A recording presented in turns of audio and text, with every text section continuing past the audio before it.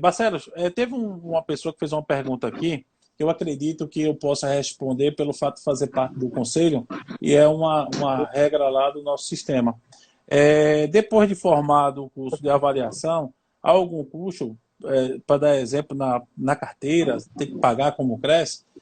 Ao nosso corretor que está acompanhando aí, é o seguinte: você paga uma taxa de cadastro do CNAE, certo? Que é o Conselho Nacional de Corretores de Avaliadores Imobiliários, Cadastro Nacional de Avaliadores Imobiliários. Essa taxa paga uma única vez. E você tem direito a utilizar o selo. O selo, o percentual, ele já chegou a 10%, hoje está sendo utilizado na faixa de 5% do valor da anuidade para você colocar no documento. Barcelos, caso queira complementar alguma coisa, porque eu já vi essa pergunta em outras lives, o pessoal pensa que anualmente a gente vai ter uma carteira à parte, que a gente vai ter uma anuidade, todo ano tem que pagar esse valor. Então, temos novidades aí nessa área. A nossa resolução, que criou o CNAE, etc., ela prevê um prazo, acho que de 3 anos, se não me engano, de validade da inscrição. Certo. E nós temos feito a renovação automática, mas provavelmente vamos instituir um seminário, a obrigatoriedade de fazer um seminário, participar de um seminário para revalidar a inscrição. Assim, com isso, é a garantia de que os corretores avaliadores estejam sempre atualizados, etc. Bom. Então, teria uma série de opções e ele pode escolher em que área ele pretende fazer o seminário e depois do seminário ele pode renovar a sua inscrição no CNAE. Por outro lado, quanto ao selo, nós estamos também desenvolvendo agora o selo eletrônico, para ser feito, desaparece aquele problema da pessoa que está lá no interior e que não tem acesso ao selo físico, teria que ir até a sede do creche ou da delegacia mais próxima para poder obter o selo. Então agora isso vai acabar e o selo vai ser obtido diretamente pelo site do COFES, e o selo certificador terá também uma forma de conferir a sua validade. Então, vai ser um selo digital eletrônico, obtido de forma eletrônica. E o site do CNAE também, se alguém acessou recentemente, deve ter percebido que ele passou por um certo tempo fora sem acesso, porque nós estávamos implementando uma mudança. Houve alguns casos de vazamento, hackers que andaram acessando o site do COFES e o CNAE, e usando dados dos corretores, enviando e-mails para esses corretores, pedindo para complementar dados e alguns dados eles tinham obtido dali, então tinha um cheiro de coisa séria e, no entanto, não tinha sido enviado por nenhum creche e muito menos pelo COFES. Então, para evitar esse tipo de acesso maldoso, nós aumentamos a segurança. O acesso agora aos avaliadores do CNAE passa por uma utilização de uma CAPTCHA que individualiza, evita a utilização de robôs e, com isso, aumenta já a segurança. A segurança, né? Ótimo. Eu agora estou na página aqui, eu fiz uma solicitação. Como eu dei entrada no meu em 2000 se não me engano foi 2007, não, 2009 que eu dei entrada. Aí eu coloquei lá o pedido da renovação, né? Aí ele disse, serviço de renovação ainda está indisponível, ou seja, está sendo feito um trabalho. Aí, mas ele me dá meu nome, dá o meu número do CRES, da região, dá tudinho. Essa renovação, que é a cada 3 anos, é isso? Ela vai ser dada? 3 anos, exatamente. Por enquanto ela tem sido automática. Está sendo automática, então não está sendo cobrada. Mas quando for de 3 em 3 anos, vai ter alguma taxa? Você sabe dizer alguma coisa sobre isso? Não sei, a nossa resolução, acho que ela prevê que pode ser cobrada uma taxa. Por enquanto, a renovação automática tem sido gratuita. Pronto. Agora, o selo, sim. O selo ficou em aberto, os creches cobram, alguns não cobram, outros cobram 10%, outros 5%, então é variável aí. Mas a forma que nós estamos pretendendo colocar com o selo digital, a ideia é que ela seja gratuita. Bom, então já vai estimular a fazer com que a carteira de avaliadores acabe aumentando, né? E em termos de identificação, pegando o gancho da pergunta do colega, existe alguma identificação? Essa identificação de quem tem um KNAI vem onde? A identificação vem na própria carteira do Cresce. Quem está inscrito no KNAI já sai lá o número do seu KNAI também. Na própria identificação, no cartão de regularidade que o corretor recebe todo ano. Lá está a identificação de que ele está inscrito no KNAI e o número de sua inscrição. É ótimo, ótimo no cartão.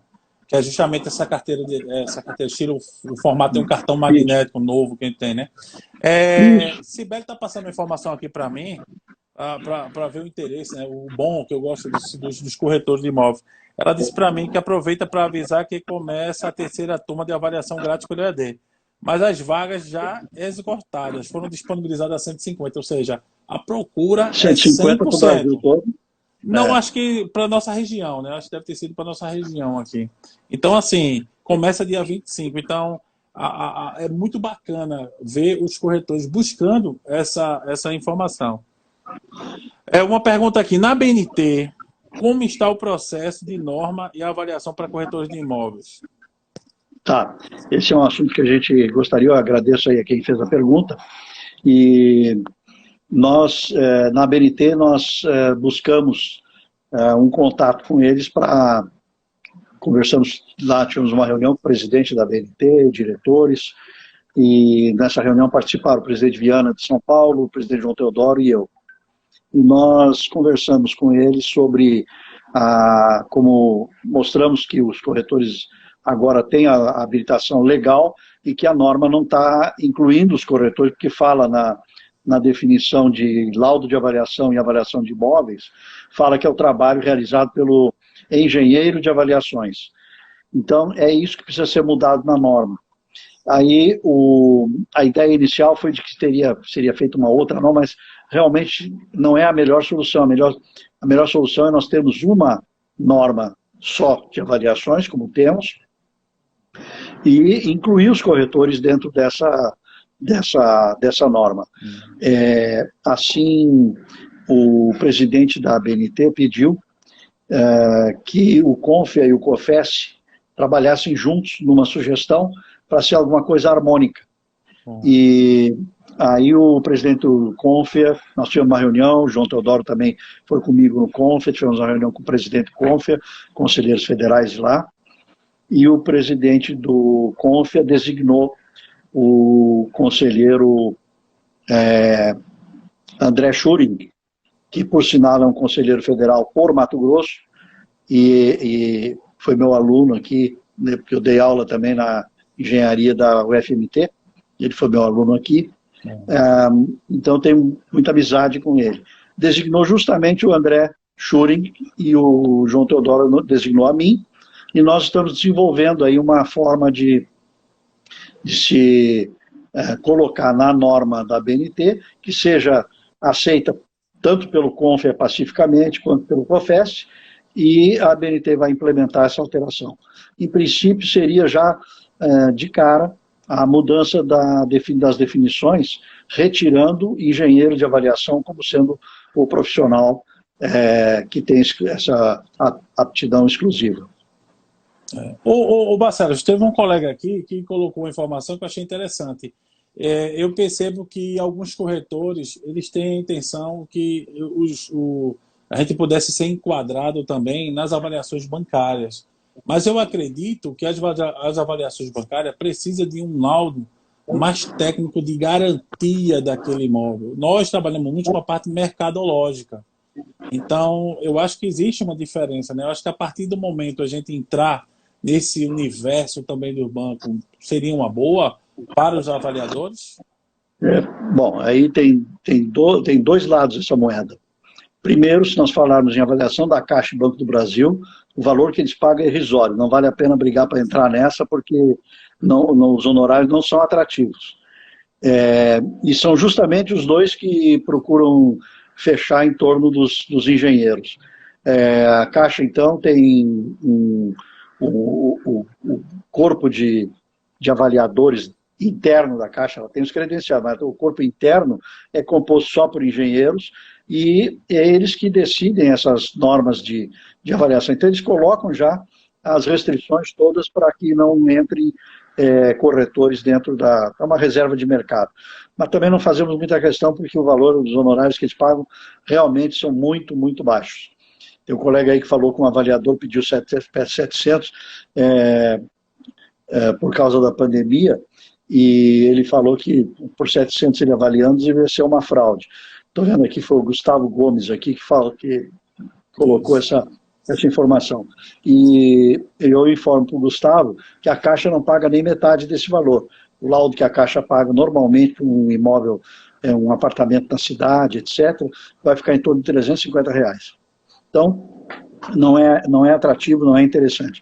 Agora, outros bancos já estão trabalhando com corretores, e principalmente porque não são avaliações para fins de financiamento de construção, como é o caso da Caixa, que aí envolveria mais a questão técnica, estrutural, etc. São avaliações de garantias e, portanto, totalmente mercadológicas. Porque, em termos de garantia, o que eles querem é transformar o imóvel em dinheiro. E, inclusive, eles usam o termo liquidação forçada, que seria a liquidez máxima. Abriu a boca, vendeu. E o mais interessante também aí, eu acredito que, a partir do momento que a gente possa entrar nesse universo, a gente vai ter que ser melhor preparado, né? Eu acho que vai ter que ter uma qualificação à parte para avaliar esse tipo de serviço junto aos bancos. Do jeito que está agora, dá até medo. De repente, como não existe uma unificação das coisas, acabar... Lembrando que esse documento é difícil, o corretor responde civilmente, né? E criminalmente, né? Lembrando a nossa norma. Então, assim, é uma coisa que tem que ser levada bastante a sério. Ô, Barcelos, referente a outra pergunta sobre a norma, só para concluir, perguntar se a modificação da norma tem algum prazo. Sobre se a modificação da norma